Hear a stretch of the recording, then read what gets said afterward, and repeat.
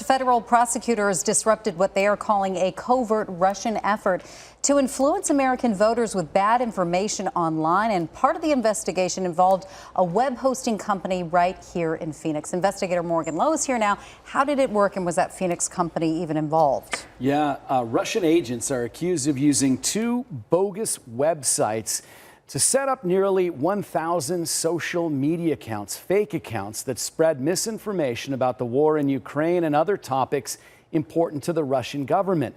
And that Phoenix company unknowingly hosted the sites.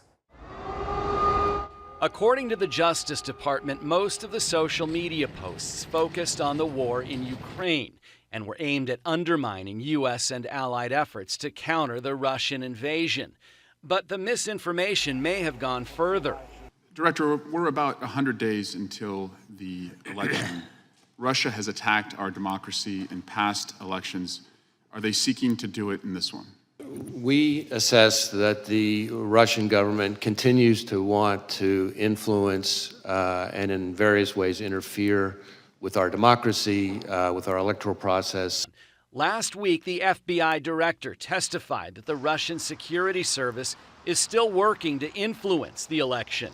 And he described the most recent fake websites and social media accounts. In fact, just in the last few weeks, we announced a significant disruption of a generative AI-enhanced social media, bot farm, essentially, of the Russians. Here's how it worked. The Russian FSB registered two fake web domains through Phoenix-based Namecheap, a web hosting business. The Russians then used those domains to create nearly 1,000 fake social media accounts and used AI to spread misinformation through those accounts. That's all according to these search and seizure warrants filed in U.S. District Court in Phoenix and were recently unsealed. This is what the phony websites look like today.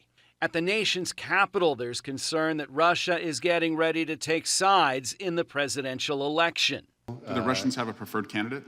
I'm not sure that I could speak to that here. We reached out to Namecheap with questions about this case, and we did not get a response. But there is no indication company officials knew anything about the Russian operation before they were contacted by the FBI. Namecheap has publicly supported Ukraine in that conflict with Russia. Do we have any idea how those Russian agents were able to set up those fake websites without Namecheap knowing about it? Yeah, according to the FBI affidavit, the Russian agents used fake names and fake addresses in Lithuania. So there's no way that the people at Namecheap would have known that they were actually dealing with Russians. Interesting case. Thank you, Morgan.